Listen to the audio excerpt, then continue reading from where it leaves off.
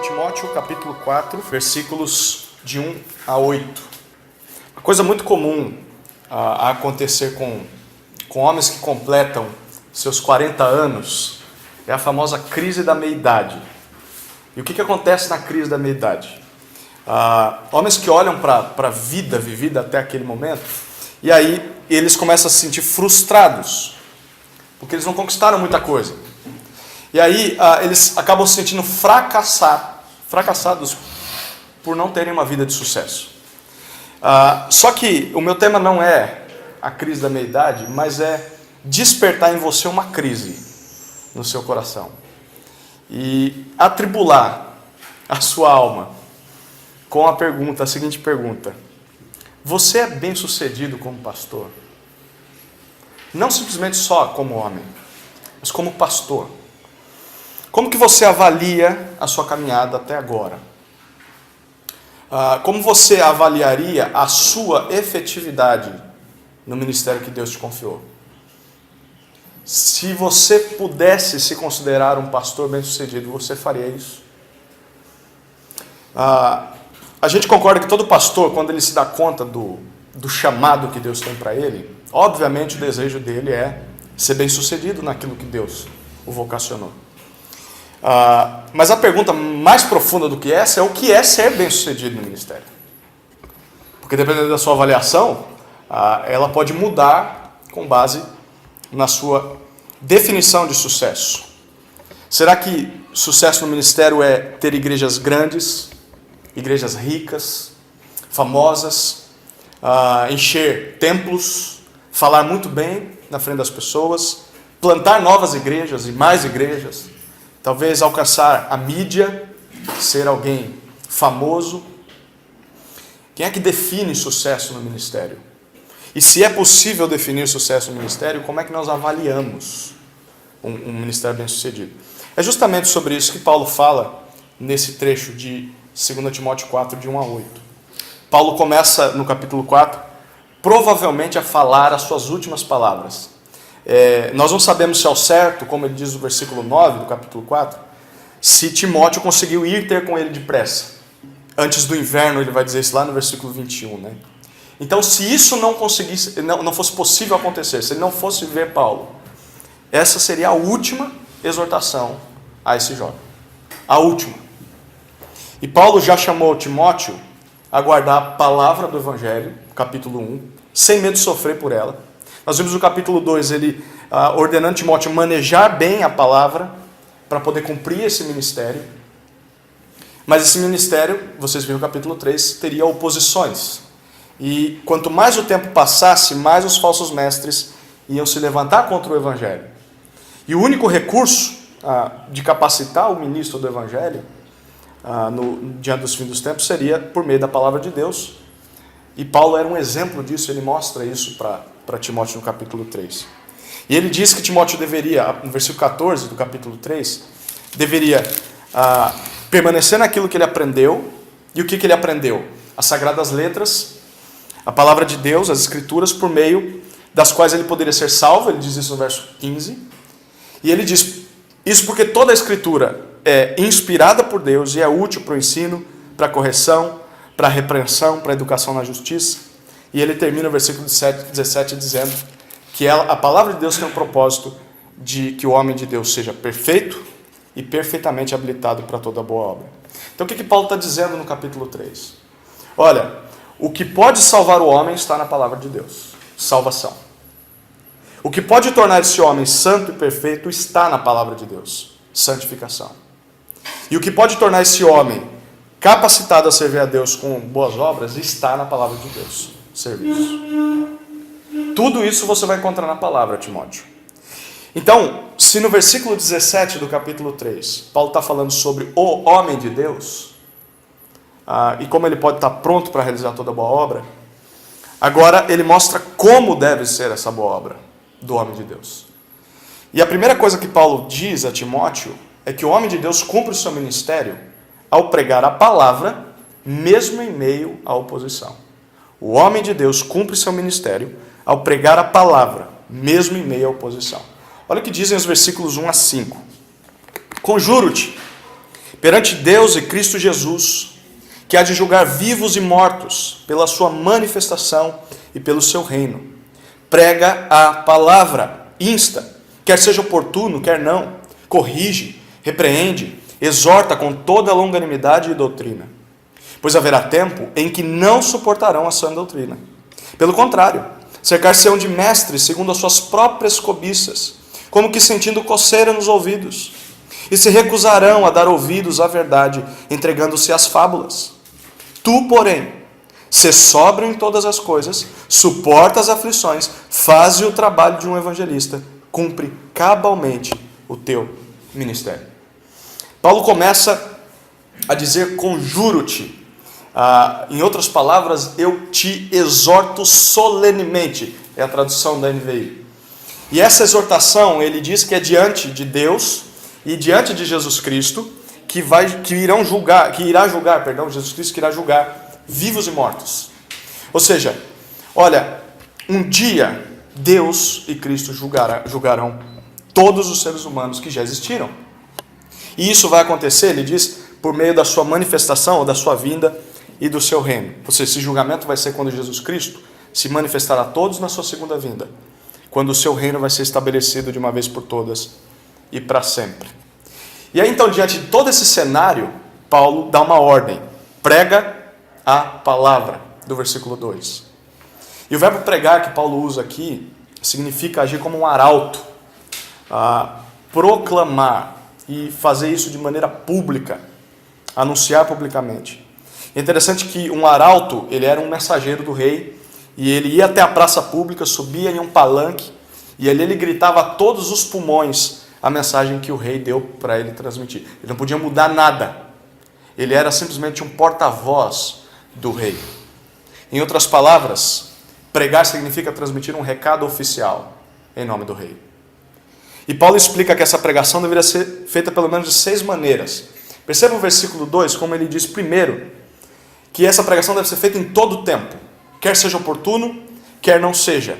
Timóteo deveria insistir a tempo e fora de tempo na pregação da palavra, não só dentro da igreja, ou só para crentes, mas fora da igreja, em todos os momentos da vida. Prega em todo o tempo. A segunda maneira em que ele deveria pregar é corrigindo, e nós vemos essa palavra em sequência, que significa confrontar severamente, expor o erro e refutar o erro. É uma palavra muito forte, que traz a ideia de mostrar para alguém esse erro e chamar essa pessoa ao arrependimento. E Timóteo deveria fazer isso principalmente com os falsos mestres, nós sabemos disso, que estavam dentro da igreja, quanto também para as pessoas que estavam sendo enganadas pelos falsos mestres. Terceira maneira que ele deveria pregar é repreendendo. E repreender significa acusar o erro, censurar o erro e exigir aquilo que é certo. Ou seja, era mostrar o valor da verdade e repreender a mentira, aquilo que estava errado. A quarta maneira dessa pregação deveria ser exortando, chamando para o lado para confrontar, confortar, ajudar e instruir aqueles que voltassem para o caminho certo. Então a expectativa, lembra, nós vimos isso no capítulo 2, o final dele, é que o servo de Deus, ele repreende, ele fala, ele grita, mas com a expectativa de que Deus os convença e eles voltem para a verdade. E quando eles voltarem, ele vai ter de consolá-los e confortá-los com a verdade, exortá-los. A quinta maneira, ele diz, é com toda longanimidade. Longanimidade já diz, né? É longo, é paciente, é tolerante, é constante, é firme e é perseverante. Perceba que a pregação deve ser feita com toda longanimidade. Não é só de vez em quando, e às vezes eu sou paciente com você. É todo o tempo. E a última maneira, o texto termina com toda a doutrina, todo o conteúdo da palavra de Deus, que ele já vem ressaltando ao longo da carta. E aí nós vemos nos versículos 3 e 4 que Paulo dá a razão de Timóteo ter de pregar a palavra dessa maneira. A razão, em outras palavras, é: Timóteo, quanto mais tempo passar, mais difícil será de anunciar. É por isso que você tem que pregar agora. Paulo dá 3 previsões do futuro aqui. A primeira você vê no versículo 3. Haverá tempo em que não suportarão a sã doutrina. E a palavra suportar aqui significa levantar, se manter firme, como se fosse carregar nos braços. Ou seja, Paulo está dizendo, olha, as pessoas não vão conseguir suportar, aguentar, segurar como se estivesse no colo a doutrina. Elas não serão capazes de aguentar isso. E a sã doutrina, a palavrinha sã, traz a ideia de um ensino que é sadio, algo que traz saúde, que traz vigor, força. E é óbvio que as pessoas não vão suportar a palavra de Deus, porque a palavra de Deus é santa. E a tônica do capítulo 3 é, elas serão ímpias, por isso elas não vão suportar. Porque a palavra de Deus confronta o pecado, ela chama ao arrependimento, ela ensina que nós devemos temer a Deus Todo-Poderoso. E além disso, um aspecto interessante da palavra é que apesar de nos jogar no chão, ela também transmite graça. E as pessoas, elas não se sentem confortáveis com a graça. Elas não se sentem tranquilas em saber que são aceitas não por seus méritos. Como assim? Eu tenho a justiça pela obra de outro. É por isso que nós vemos tanto legalismo, e as pessoas gostam do legalismo. Gostam de ser religiosas por ter méritos. A graça também motiva a gratidão, e ninguém gosta de abrir mão do orgulho e demonstrar gratidão a Deus por algo, principalmente pela salvação. E Paulo diz que um dia as pessoas não vão mais aguentar ouvir a verdade. A pergunta é, será que esse dia já não chegou? Isso foi escrito há mais de 2000 anos atrás. Porque se já chegou, a tendência é só piorar. Essa é a primeira previsão. A segunda previsão, ainda no versículo 3, ele diz, haverá tempo em que as pessoas procurarão mestres que falem o que elas querem ouvir. Ao contrário de suportar a palavra que vai trazer saúde para elas, as pessoas vão se cercar de mestres. Percebe a ironia aqui? Elas não querem ouvir a sã doutrina, mas elas querem ouvir algo. E elas vão procurar professores que as ensinem isso. Mas se elas não suportam o verdadeiro ensino das Escrituras, o que elas vão ouvir? Ele diz, mestres que serão segundo as suas próprias cobiças. Ou seja, mestres que vão falar aquilo de acordo com seus próprios desejos carnais. Seus próprios desejos por aquilo que é proibido. Ou suas próprias luxúrias. E é justamente o que a gente vê isso acontecendo hoje em dia, né? Pessoas que buscam pregadores que falam o que elas querem ouvir. E então, se eu quero prosperidade, eu encontro alguém que fale prosperidade para mim. Se eu quero cura, tem alguém que vai falar sobre cura. Se eu quero exorcismo, tem alguém que vai falar sobre exorcismo. Ou seja, as igrejas nada mais têm sido do que um mercadão gospel. Então, nessa igreja eu encontro o que eu quero. Quando eu não quero mais isso, eu vou para uma outra. Porque lá ele vai falar aquilo que eu quero ouvir.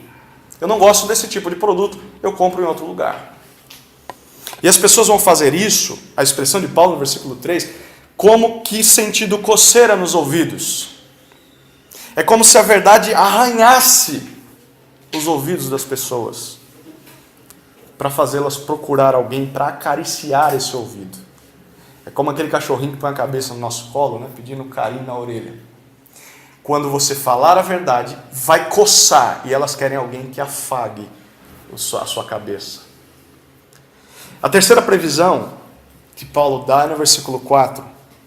Haverá tempo em que as pessoas se recusarão a ouvir a verdade.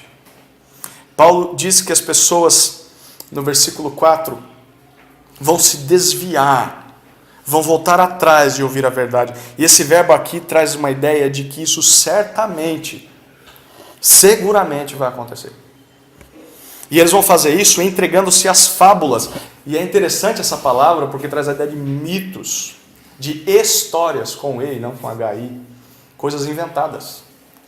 E o verbo se entregar, que Paulo diz, ele na sua forma original está na voz passiva. E isso significa que é algo que alguém faz em mim.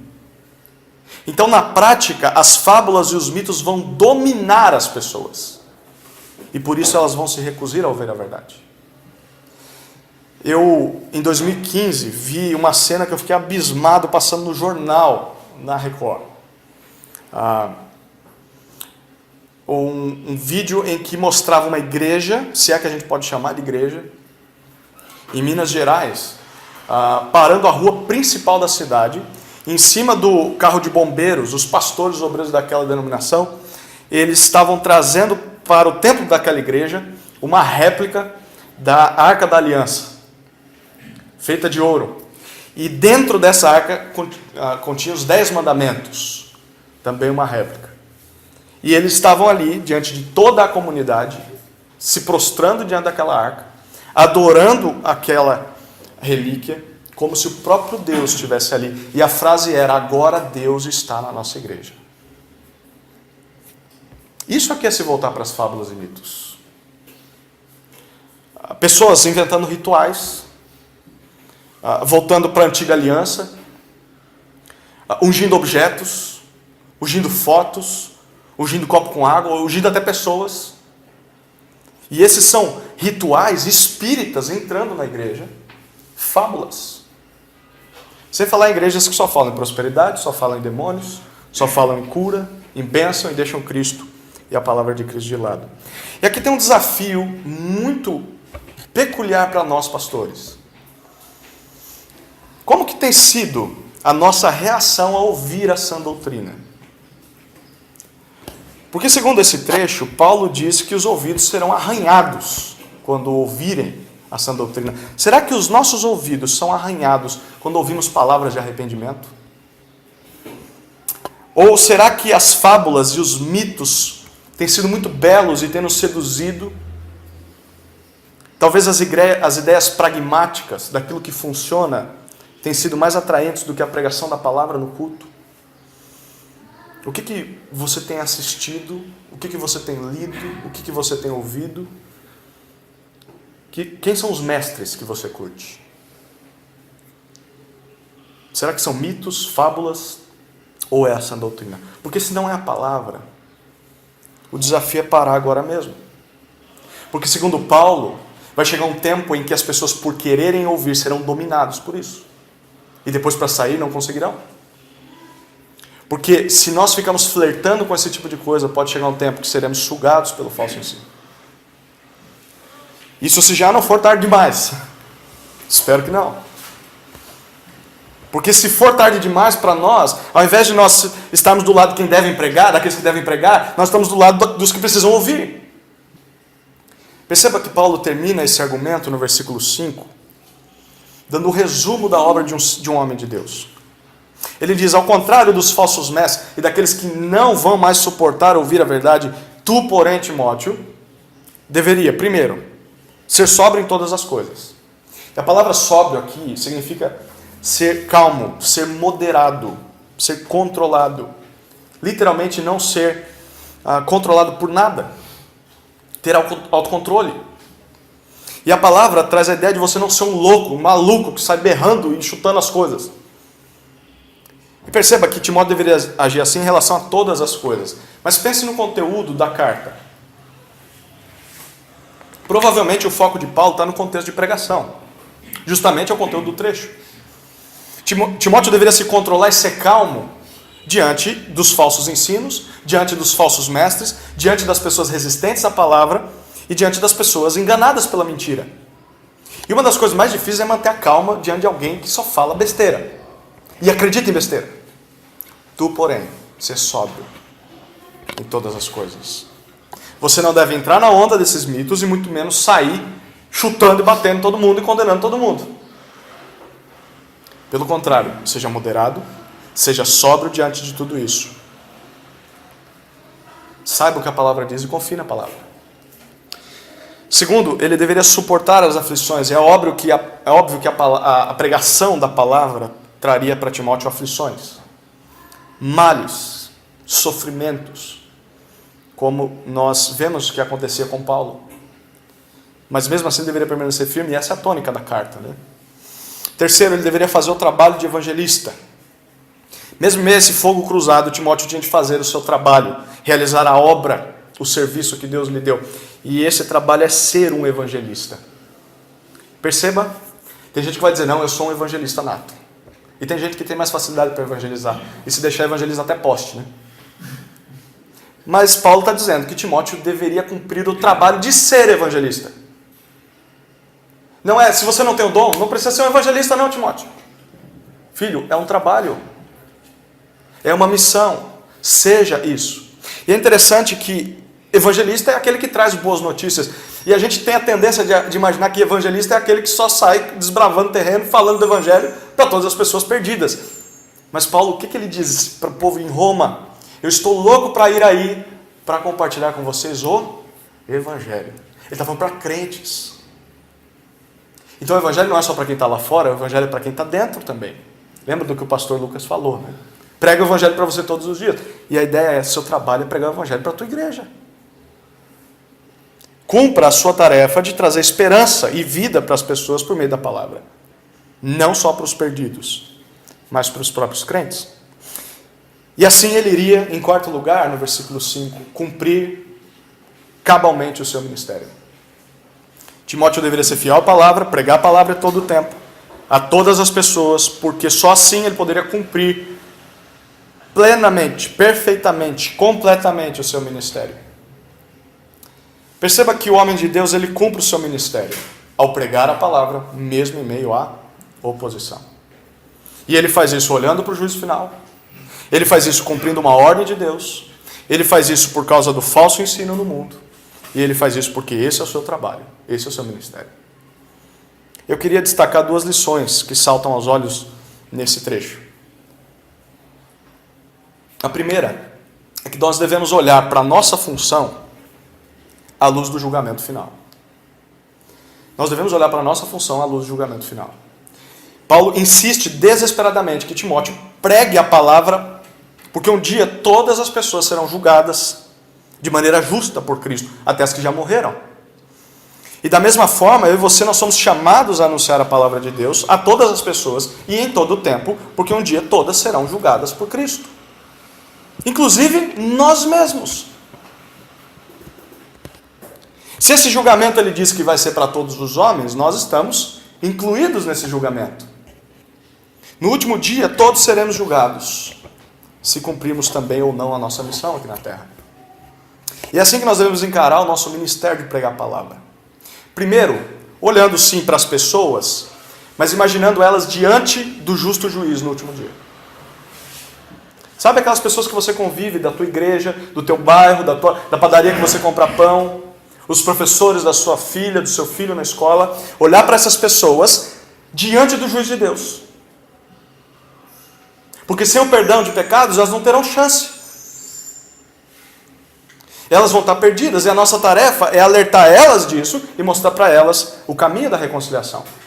Mas a segunda maneira de olhar para o nosso ministério é olhando para nós mesmos diante do justo juiz no último dia.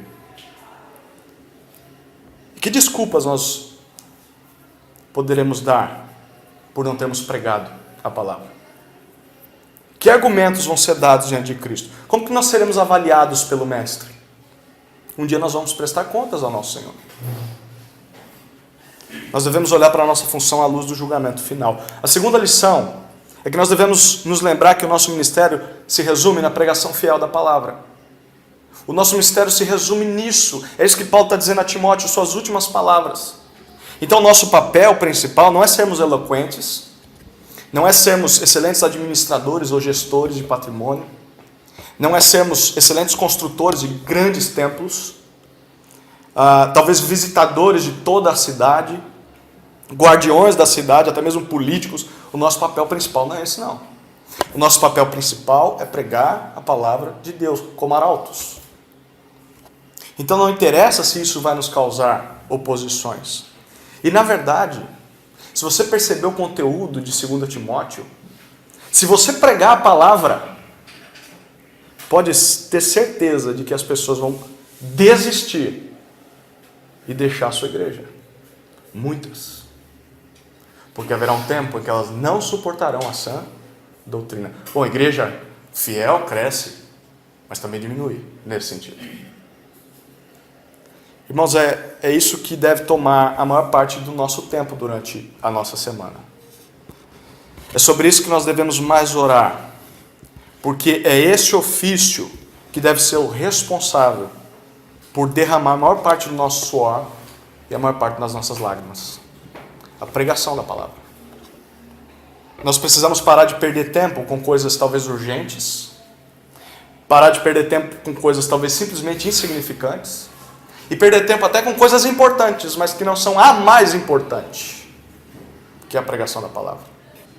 Separar tempo durante a semana para isso, nos dedicar à leitura e ao estudo, investir no aprendizado, gastar tempo com o texto e priorizar a excelência.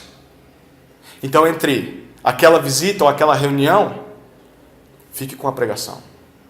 Mesmo que na semana você não visite ninguém, porque você vai ser cobrado, não de não ter visitado, mas de não ter pregado.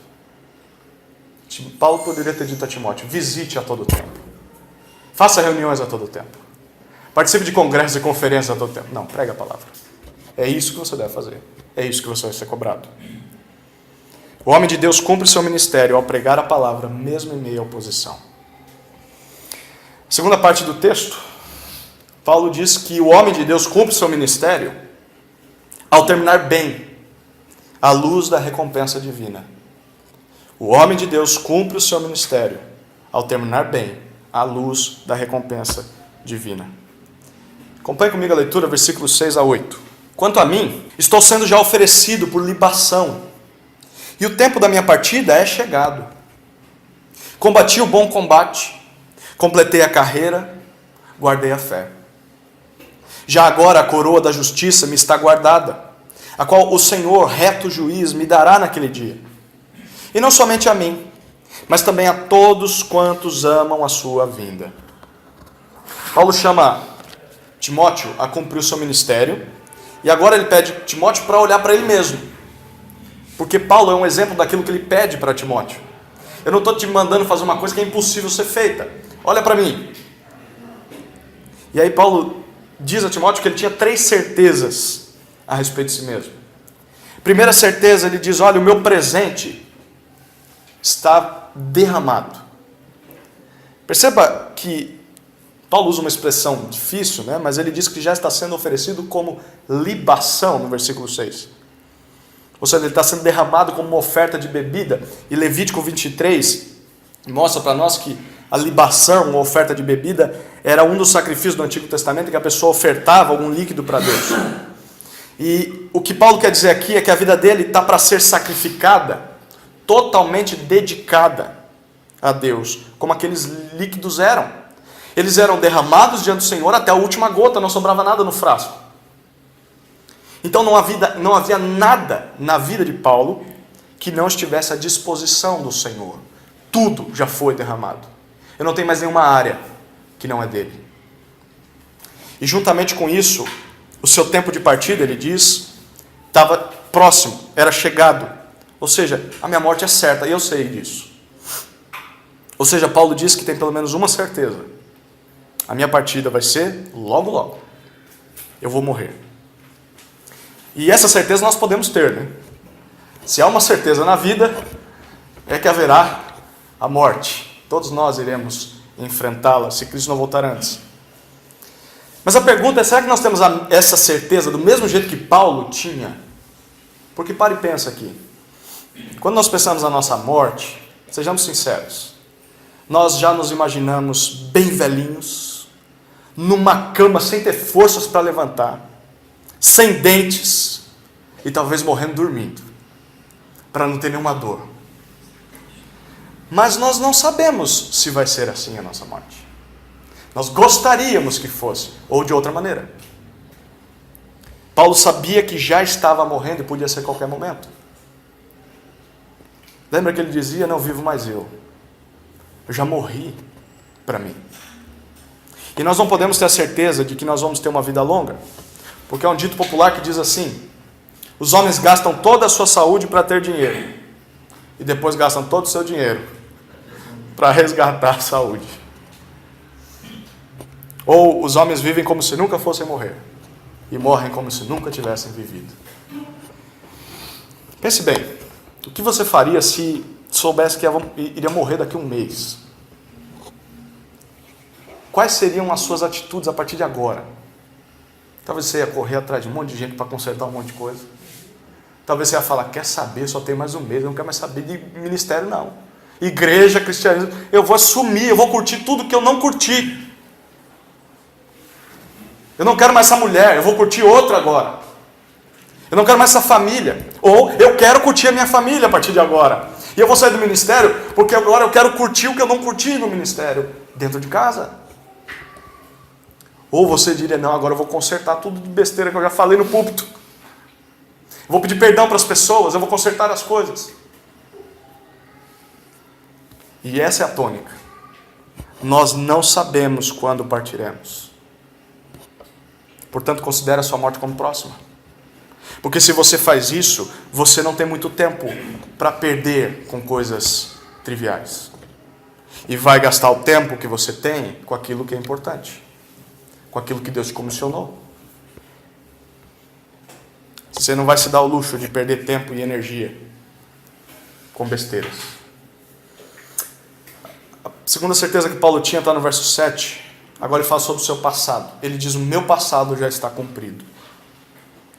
E ele usa 3 imagens para descrever a sua caminhada. Perceba, a primeira imagem é de um lutador. Ele diz que combateu o bom combate. Ele não fugiu do inimigo. Ele enfrentou e lutou na verdadeira luta contra o mal. A segunda imagem é de um atleta. Ele diz, eu completei a carreira. Isso traz a ideia de terminar a corrida. Paulo não abandonou a trilha quando o corpo dele começou a se sentir cansado, ou quando as dores começaram a tomar conta do seu corpo. Ele permaneceu firme na pista e já estava pronto para passar o bastão. Eu fiz a minha parte. E a terceira imagem é de um soldado. Ele diz, eu guardei a fé. E isso traz a ideia não só de você atender e obedecer a fé, mas também de tomar conta da fé e proteger a fé, como um guarda. A pergunta é, será que hoje nós poderíamos ter essa mesma certeza de passado cumprido? Será que nós temos lutado a luta contra o mal como um bom lutador? Temos permanecido na pista de corrida, correndo em busca do alvo, obedecido e preservado o conteúdo da fé evangélica? Esse não é um tipo de avaliação que nós devemos deixar só para ser feita no final das nossas vidas. Porque perceba que é algo que Paulo diz que está no passado. Ele ainda estava vivo. Ele não diz, eu vou completar, falta só uma coisinha aqui. Falta só essa área para eu terminar, eu vou poder dizer, Deus, agora para me levar, eu fiz tudo que eu precisava fazer. Ele diz, já fiz. Eu já obedeci ao meu Senhor em tudo que Ele mandou. Essa certeza é algo que nós devemos ter hoje. Até hoje, eu tenho cumprido com a minha missão. Até hoje. A terceira certeza de Paulo está no verso 8. Ele diz, o meu futuro está garantido. Presente derramado, passado cumprido e futuro garantido. Olha o que ele diz no verso 8. Ele termina a passagem da maneira com que ele começa. Perceba o detalhe. Como ele começou? Lembrando do justo juiz que vai julgar vivos e mortos. E agora ele termina falando desse justo juiz. E ele faz 3 declarações aqui. Primeiro, a sua coroa está guardada. Paulo tinha certeza que ia receber uma recompensa de Deus. E essa recompensa, perceba aqui, fantástico, é uma coroa, é a coroa da justiça. Ou seja, é uma honra merecida, justa. Pensa em Paulo. Ele vai pedir no final do capítulo livros, capa e pessoas, porque ele está só. Paulo está saindo desse mundo sem bens, sem amigos, acorrentado como um criminoso, prestes a ser executado. Mas ele aguarda uma coroa. Não há nada mais do que ele queria. Isso é vitória. Eu tenho certeza do que está me aguardando. A segunda declaração dele é que a coroa será dada pelo Senhor no último dia. Perceba que ele chama Jesus de reto juiz, aquele que julga retamente e corretamente. E ele termina com a terceira declaração de que essa coroa não é só para ele. Ele diz, é para todos aqueles que amam a sua vinda, ou que esperam ansiosamente a volta de Cristo. E perceba que a recompensa pelo serviço fiel não é uma coisa distante, uma coisa difícil de nós alcançarmos, que Paulo só conseguiu porque ele era um apóstolo, ou porque era um super pastor. Ninguém faz o que Paulo faz. Ele diz, não, essa recompensa é acessível a todos, que como Paulo, amam a vinda de Cristo. Então, para o servo de Deus, o dia do Senhor não é um dia de lamento ou de medo, mas é um dia de festa. E o nosso desafio não é temer esse dia, mas talvez ter medo de não amá-lo. Deus que me livre se ele voltasse hoje e encontrar a igreja do jeito que eu estou deixando. Não deveríamos ter medo desse dia, mas ter medo de não amar esse dia. Eu estou ansioso, Cristo, volta logo, porque aquilo que você mandou fazer está feito. Paulo tinha certeza que seu futuro estava garantido e nesse dia a justiça ia ser feita. A gente vive uma vida que para o mundo parece loucura. E é loucura mesmo. Tenta resgatar um pouquinho da sua história. Provavelmente ela se encaixa nesses pontos.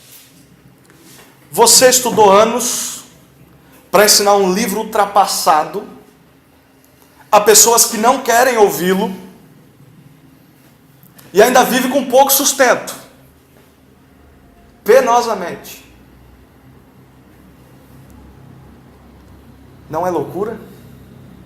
Mas se nós amarmos a vinda de Cristo, nós lembramos que tudo isso vai passar logo. Então, pelo Evangelho, a cruz precede a glória. Pelo Evangelho. Sofrimento no ministério precede coroa eterna. Por isso vale a pena continuar lutando fielmente, até que o nosso dia chegue. Vale a pena, mesmo que pareça loucura. O homem de Deus cumpre o seu ministério ao terminar bem à luz da recompensa divina. Isso significa, primeiro, que nós precisamos viver como se hoje fosse o nosso último dia. Isso nos motiva a cumprir o nosso ministério, não amanhã. Não ficar pensando em completar no final das nossas vidas. Olha, lá eu começo a ser fiel à palavra. Mas isso nos desafia a cumprir o nosso ministério hoje, agora. Vai pregar hoje, prega a palavra. E isso é importante porque há um índice tremendo. Nós viemos na viagem conversando sobre isso. Um índice tremendo de declínio no final da vida de pastores. Nós poderíamos citar inúmeros que estavam na mídia e declinaram terrivelmente. Quantos que não começam bem, começam fiéis, começam sábios, só que chega um ponto da vida do camarada em que ele acaba em escândalo, ou acaba sozinho, sem família, sem igreja, sem amigos. Quantos que não fundam a igreja e acabam afundando a igreja? Não, eu não saio dessa igreja, mesmo que eu seja o último. Por egoísmo, por soberba, por orgulho, acabam criando barreiras que acabam acabando com suas carreiras, com suas vidas, com as suas famílias. Não sei se os irmãos já leram, mas fica a dica de um livro que anima muito o ministro e o exorta bastante. Vocação Perigosa. Paul Tripp. É Paul Tripp? Lucas. Paul Tripp. Vocação Perigosa. Cultura Cristã. Procure esse livro e devore esse livro. É um alerta para nós não terminarmos mal. Irmãos, nós precisamos saber que tão importante que começar bem no ministério é terminar bem no ministério. E a única maneira de fazer isso é sendo fiel à palavra de Deus. Ser sensível à exortação, ser mais aberto a críticas, ser intencional em passar o bastão para os mais novos, treinando eles e dando espaço para eles. Paulo poderia terminar sua vida sozinho se ele fosse egoísta, mas ele investiu em vidas.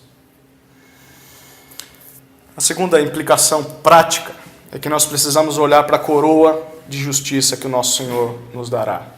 Então, se nós olharmos para a recompensa que a igreja, ou a recompensa que a liderança, ou que até mesmo a recompensa daqueles que nós treinamos, olharmos para a recompensa desses grupos que eles vão nos dar nesse mundo, com certeza, nós todos desanimaremos e vamos entrar em depressão. Nós vamos sair daqui e atravessar a pista de olho fechado para morrer. se for para ficar esperando a recompensa da igreja, dos nossos líderes ou daqueles que nós treinamos. Porque o ministério é frustrante aos olhos humanos. Para e pensa, você gasta 100% da sua vida cuidando de pessoas que não querem ser cuidadas, falando aquilo que elas não querem ouvir, treinando pessoas que não sabem se querem servir. Você investe, mas não sabe se aquilo vai dar fruto. E às vezes você tem alguma alegria, alguma motivação quando vê alguns frutos, mas isso não é a constância no ministério. É raro você se alegrar com frutos do ministério. Mas se você deixar de olhar para aquilo que espera que os outros te deem, reputação, elogios, recompensas, tapinha no ombro, dizendo, pastor, que mensagem. Se você se você parar de olhar para essas coisas e começar a olhar para aquilo que o reto juiz vai te dar no último dia, aí você vai trabalhar motivado. Isso porque a coroa que ele vai nos dar será uma coroa de justiça.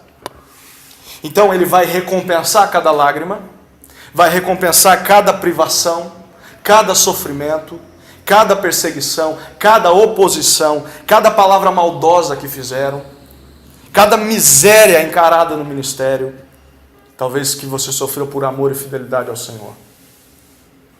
Por isso, mesmo que nessa vida você não colha os frutos do seu laborioso trabalho, você pode ter certeza de que um dia você vai ser justamente reconhecido e justamente recompensado pelo nosso Mestre Jesus.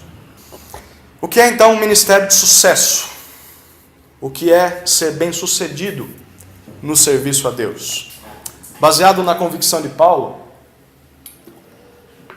o ministério bem-sucedido é aquele no qual a palavra de Deus é pregada e a fidelidade é mantida até o final. E o ministro bem-sucedido é aquele que prega a palavra de Deus e se mantém firme no ministério, apesar do sofrimento, dependendo de Deus, para terminar bem a sua carreira. Em resumo, esse texto nos ensina o seguinte: o homem de Deus cumpre seu ministério ao pregar a palavra mesmo em meio à oposição e terminar bem à luz da recompensa divina. O homem de Deus cumpre seu ministério ao pregar a palavra mesmo em meio à oposição e ao terminar bem à luz da recompensa divina.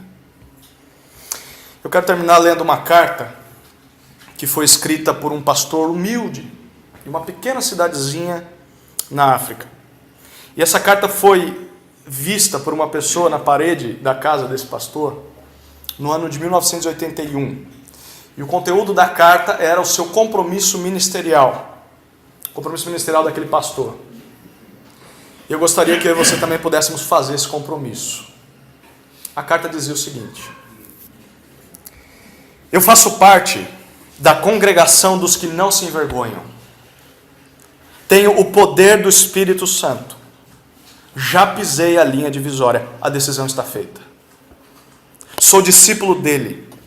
Não vou olhar para trás, vacilar, desacelerar, voltar atrás ou me calar.